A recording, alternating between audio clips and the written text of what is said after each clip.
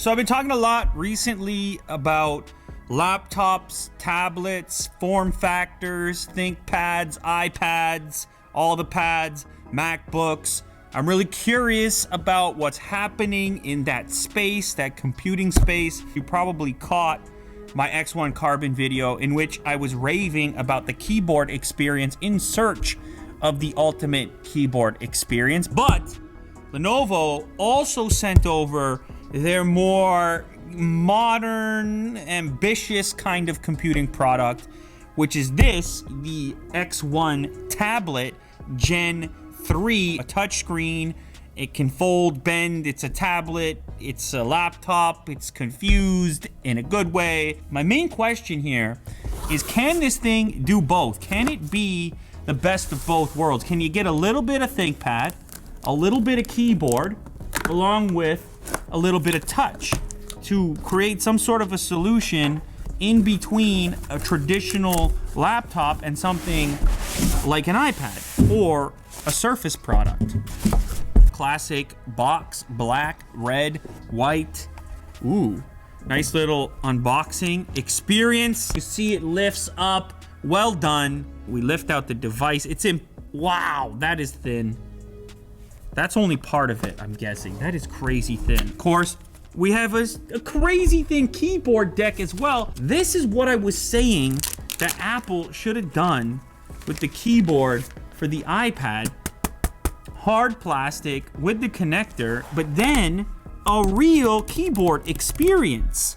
And this is very similar, actually, to the X1 Carbon laptop keyboard experience, except the travel's a little bit less. This is, of course, thinner, but you still have your trackpad, smooth trackpad. You have the track point because it is a ThinkPad after all, and you have these nice tactile keys. This is definitely a more comfortable place than the keyboard attachment for the iPad Pro, which was one of the reasons I eventually got fed up with that device as a daily only kind of device because of input via the keyboard attachment. Okay, so over here is gonna be the display, right? Right? Ooh, it is. So the display, but also a tablet, as you can tell. And it has a kickstand unit. That's how it stands upright. This is very reminiscent of the Surface products. This comes down, attaches, and there you go. That's kind of what your layout looks like. You can see the aspect ratio, the display a little bit taller, which a lot of people happen to like for productivity. Also, the keyboard deck gives you the angled typing via some magnets as well. So that's another thing that you look for. Now, as far as angles to choose from on the display, you can work it all the way down to almost flat, or you can have it all the way up for almost upright. Now, all of your I/O is on the screen portion of the device. You can see we have a couple Type-C connectors with the Thunderbolt logo as well. You have a full-size headphone jack. This looks like a SIM card slot. Over here, you have a power switch and a dedicated volume rocker as well. And I'm curious, maybe Will can clarify for me, but this looks like a fingerprint scanner right here.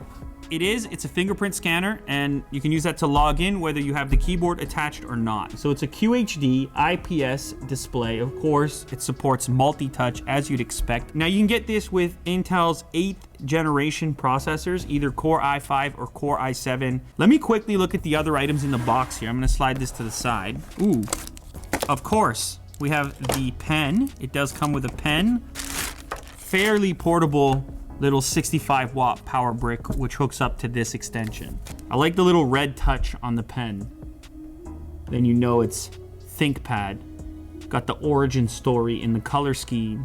Now the pen itself has a clip on it, as well as 2 buttons.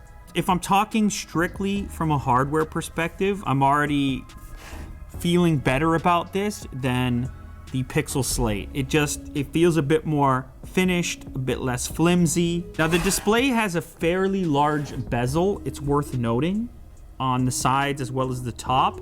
It does give you a place to grip when you're using it in tablet mode, but of course, you would always love to have more display in a smaller form factor. Like a lot of these devices, it's of course kind of top heavy because all your components are housed in this part of the unit and nothing down here. So the keyboard portion is very light down here. When you close the whole unit up, this is what you end up with. It is a slim package. Compared to the regular X1, it's maybe even thinner? I don't know. Can you tell, Jack? It is. It's a touch thinner. The laptop model has a bigger display. It's a 14-inch display on this unit. So obviously the keyboard deck on the laptop, it's gonna be flat. There's no nice little angle that you can achieve. It just doesn't have that functionality. But the keys themselves, yeah, I mean, they're nicer. They're nicer on the laptop by a touch. So one of the things that happens, you get some flex in the keyboard unit when you have it in this bent up position. Don't know if that bugs you a lot or a little. It kind of affects the sound as well. You get that kind of vibe to it. Myself, I might just keep it down for that reason. Yes, I would keep it down for that reason. This feels solid. No flex. Slightly less travel, I guess, but man, it's a pretty good substitute for a convertible tablet slash keyboard attachment style device. This is probably the best keyboard that you can get. Anyhow, so this one gives you the touch input, it gives you the pen, it gives you the ability to kind of peel this off and go straight into a tablet type of functionality. Of course, it's a bit large as a tablet.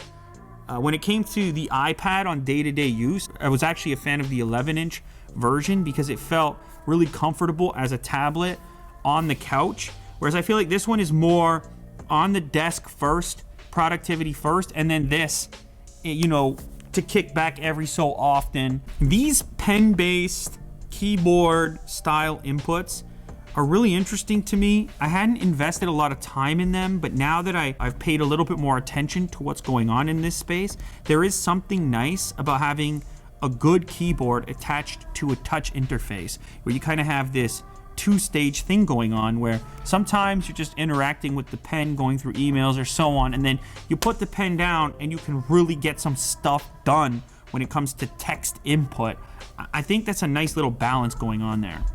Okay, in terms of the SSD, you can get either 256 or 512 gigabytes. It's gonna come with 8 gigabytes of RAM from the factory. That's the only option in that department. This is kind of interesting. Look at this.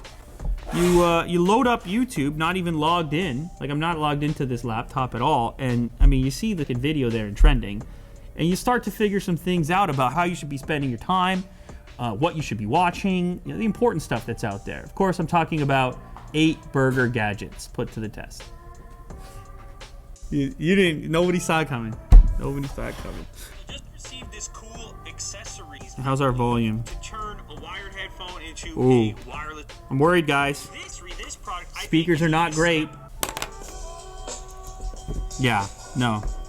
The speakers aren't doing it, guys. I think overall, it's a little bit of the best of both worlds. I've been talking a lot about keyboards because it was really the thing with the iPad that made me want to go back to a laptop. This is for sure the best keyboard attachment that I've used.